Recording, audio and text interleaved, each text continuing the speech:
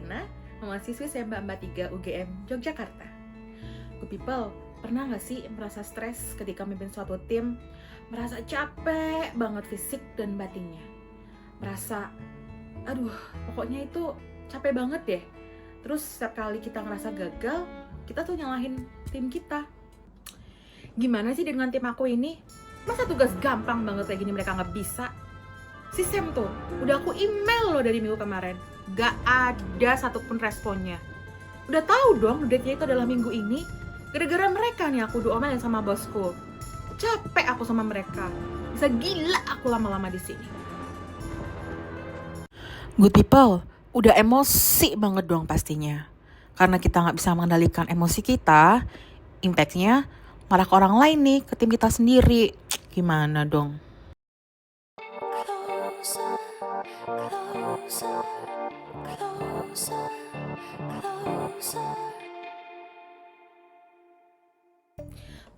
Tenang good people. Yuk mari kita tarik nafas panjang.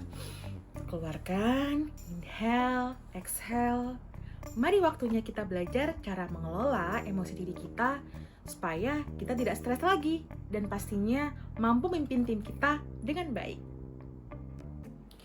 Good people, mari kita berkenalan dengan emotional intelligence. Apa sih yang dimaksud dengan emotional intelligence? Kemampuan untuk memahami dan mengelola emosi dengan kesadaran diri, pengaturan diri, motivasi, empati, dan keterampilan sosial. Hal itu berguna untuk mengatasi stres, berkomunikasi secara efektif, berempati dengan orang lain, mengatasi tantangan, dan pasti bisa meredakan konflik. Terus, mengapa emotional intelligence itu penting banget? Mungkin banyak di sekeliling kita orang yang pintar dan jenius secara akademis, tapi nggak bisa bergaul dengan orang lain. Kenapa ya? Karena ketidakmampuan dalam mengelola kestabilan emosinya. Seseorang dengan emotional intelligence yang tinggi mampu bekerja sama dalam tim, menyesuaikan diri dengan lingkungannya dan perubahan, dan pastinya lebih fleksibel. Aristoteles berkata, siapapun bisa marah. Marah itu mudah, tetapi marah pada orang yang tepat, dengan kadar yang sesuai, pada waktu yang tepat, dengan tujuan yang benar, dan dengan cara yang baik, bukanlah hal yang mudah. Emotional intelligence ini sudah lama diteliti oleh para ilmuwan dan psikolog, tetapi baru dikenal masyarakat umum itu pada tahun 1995 ketika psikolog Amerika bernama Daniel Goleman, dia membuat bukunya dengan judul Emotional Intelligence, Why It Can Matter More Than IQ. Untuk bukunya bisa seperti ini, teman-teman lihat ya, ini sudah banyak diterjemahkan di seluruh banyak bahasa di seluruh dunia. Good people, emotional intelligence ini umumnya ditentukan oleh 4 atribut. Ada self-awareness, self-management, social awareness, social skill. Dan mari kita bahas satu-satu. Atribut pertama yaitu adalah self-awareness. Dengan mengenali emosi sendiri dan bagaimana emosi tersebut mempengaruhi pikiran dan perilaku, seorang individu akan mengetahui kekuatan dan kelemahan yang ada dalam dirinya. Sehingga saat bekerja secara individu akan memiliki kepercayaan diri yang baik. Atribut yang kedua adalah self-management. Seorang individu harus dapat mengontrol perasaan dan perilakunya, mengelola emosi dengan cara yang sehat, mengambil inisiatif, menindaklanjuti komitmen, serta beradaptasi dengan keadaan yang berubah. Atribut yang ketiga adalah social awareness. Seseorang harus dapat memahami emosi, kebutuhan, dan kekhawatiran orang lain, menangkap isyarat emosional, merasa nyaman secara sosial. Atribut terakhir adalah social skill. Kita juga harus mengetahui bagaimana mengembangkan dan memelihara hubungan yang baik, berkomunikasi yang efektif, mempengaruhi orang lain, bekerja sama dengan orang lain, sehingga kita bisa mengelola masalah dan konflik. Terus dari 4 atribut ini, mana yang lebih penting? Pasti good people bertanya-tanya kan? Yuk, semuanya penting. Tetapi self-awareness adalah fondasi pertama dalam emotional intelligence. Bagaimana kita mengelola emotional intelligence? Yuk saya kasih tipsnya. Yang pertama, kelola emosi negatif. Yang kedua, mendengarkan secara aktif. Yang ketiga, peka ya terhadap gestur. Yang keempat, pahami emosi diri sendiri. Dan yang kelima, jangan lupa bersosialisasi. Good people, pasti masih bertanya, sebagai seorang leader, bagaimana ya saya bisa lebih mengenal diri sendiri dan juga timku? Ada nggak sih toolsnya? Ada kok. Mari kita mengenal MBTI. MBTI adalah tes kepribadian inventory yang boleh dikatakan paling akurat, mudah digunakan, dan banyak dipakai. Bersandar pada 4 dimensi utama yang saling berlawanan atau dikotomis. Dimensi pertama yang dikotomis adalah extrovert dan introvert. Bagaimana kita berinteraksi dan bagaimana seseorang mengarahkan energinya. Bagi seorang extrovert akan lebih mudah mendapatkan energi ketika bersosialisasi.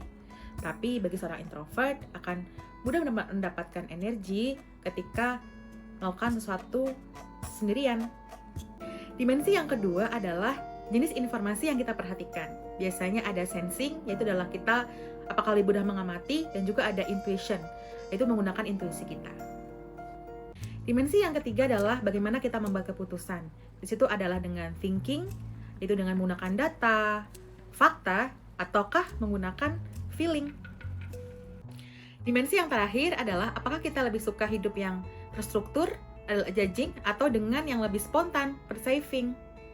Nah, setelah melakukan asesmen kepribadian MBTI, good people termasuk yang mana nih dari 16 tipe MBTI di sini?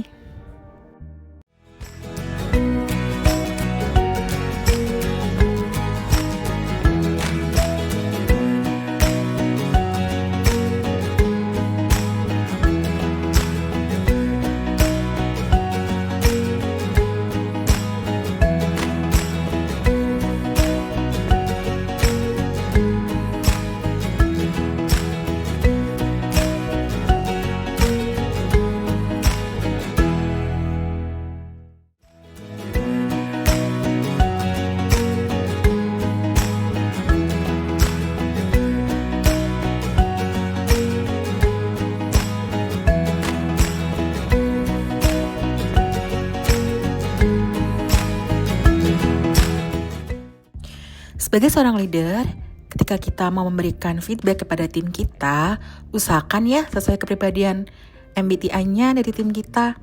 Good people lebih berhati-hati memberikan feedback sesuai dengan kepribadian MBTI.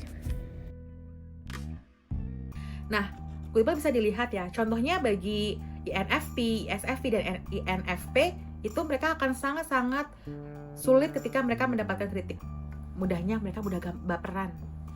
Tapi bagi INTP, ISTJ, dan STJ, mereka so asik aja ketika good people memberikan feedback ke mereka. Jadi, sebelum memberikan feedback, perlu telusuri ya, dan juga cermati apa sih MBTI dari tim. Kemudian, ikuti langkah-langkah untuk membuat sesi feedback yang lebih produktif. Bersiaplah dengan baik untuk sesi feedback. Kedua, ciptakan lingkungan yang mendukung penerimaan. Ketiga, tunjukkan sikap yang nyaman. Keempat, mulailah untuk menetapkan konteks untuk pertemuan tersebut. Kelima, segera masuk ke tujuan utama. Keenam, sepanjang sesi, penerima memahami poin-poin yang good people bicarakan. Dan yang ketujuh, akhiri dengan langkah-langkah yang selanjutnya spesifik, termasuk tindakan dan waktu pelaksanaannya. Menurut Mas Lansberg, di bukunya The Tao of Coaching, model GROW sebagai salah satu pendekatan untuk memberikan feedback. Apa aja sih? Yang pertama adalah goal atau tujuan. Sepakati topik, sepakati tujuan, tetapkan sasaran jangka panjang jika sesuai.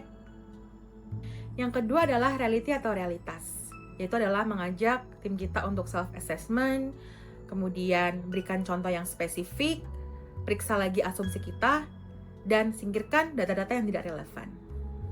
Kemudian yang ketiga adalah option atau pilihan.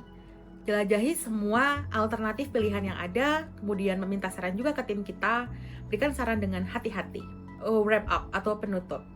Jadi adalah kita melakukan komitmen untuk bertindak, identifikasi kemungkinan hambatan, buat langkah-langkah yang spesifik, dan sepakati dukungan.